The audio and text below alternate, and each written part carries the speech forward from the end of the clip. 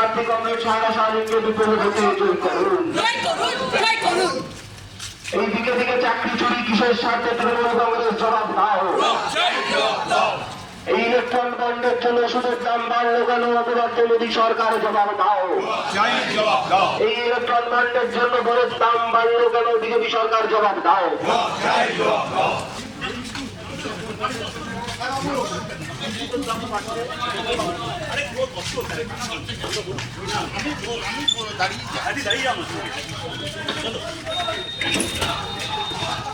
ইনকিলাব জিন্দাবাদ,